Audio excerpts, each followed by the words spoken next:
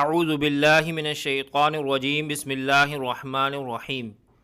مشت زنی کے گناہ سے بچنے اور اس کی ایک عادت نکالنے کے لیے نیک ماحول اور صحبت اختیار کریں۔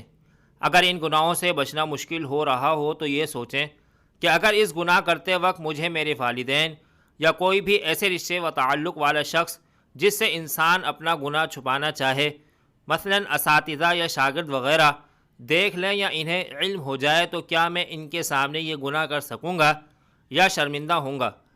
پھر یہ سوچے کہ جب میں والدین کے سامنے گناہ سے شرماتا ہوں تو اللہ تعالیٰ جو ہر وقت مجھے دیکھ رہا ہے، جو میرے خالق اور حقیقی محسن ہے اور حساب و کتاب پر مکمل قادر ہے، ان کے سامنے میں کس منہ سے حاضر ہوں گا؟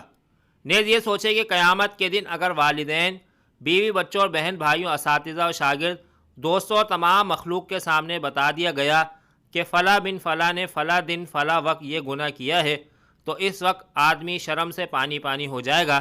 قیامت کا وہ منظر سوچے تو امید ہے کہ گناہوں کا ترک کرنا آسان ہو جائے گا۔ اور ان سب باتوں کی عادت پیدا کرنے کے لیے اللہ تعالیٰ کے نیک بندوں کی صحبت انتہائی ضروری ہے۔ اس کے ساتھ ساتھ فرض نمازوں کی پابندی کے علاوہ اللہ تعالیٰ سے ان گناہوں سے بچنے کی خصوصی دعا کرتے رہیں۔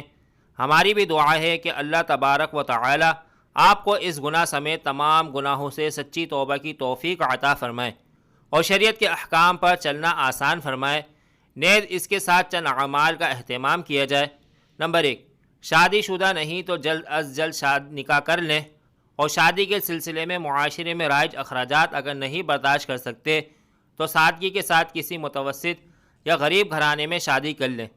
حدیث مبارکہ میں ہے کہ اس نکاح میں سب سے زیادہ برکت ہوتی ہے جس میں کم خرچ اور بوجھ ہو۔ نمبر 2، ورنہ کثرت سے روزے رکھیں۔ روزے رکھنے کی طاقت نہیں ہے تو جتنے روزے رکھنے سے شہوت اور قوت ٹوٹنے لگے اتنے روزے رکھیں۔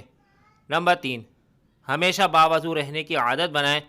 نمبر 4، ہر وقت ذکر کا اہتمام کریں، سوائے بیت الخلاء، غسل خانے اور ایسی جگہ جہاں ذکر کرنا درست نہیں ہے۔ نمبر 5، تنہائی میں وقت نہ گزاریں۔ نمبر 6، جب تک یہ عادت نہ چھوٹے روزانہ 2 رکعت نفل توبہ و حاجات کی نیت سے پڑھ کر اللہ سے اس گناہ سے چھٹکارے کی دعا مانگیں۔ نمبر 7، کثرت سے اس دعا کا ورد کیا جائے، اللہم انی اسألک الہدی والتقی والعفا والغنی۔ نمبر 8، کثرت کے ساتھ سید الاستغفار کا اہتمام کیا جائے۔ انشاءاللہ یہ عادت جلد ہی چھوٹ جائے گی۔ سید الاستغفار یہ ہے، اللہم انت ربی لا الہ الا انت خلقتنی وانا عبدک وانا علی عہدک ووعدک ما استطعت اعوذ بک من شر ما صنعت ابوء لک بنعمتک علی وابوء بذنبی فاغفر لی فانہ لا یغفر الذنوب الا انت۔ اللہ تعالی ہم سب کو تمام گناہوں سے بچنے کی توفیق عطا فرمائے۔ مزید اسلامی اور معلوماتی ویڈیوز حاصل کرنے کے لیے ہمارے چینل کو ضرور سبسکرائب کریں۔ شکریہ۔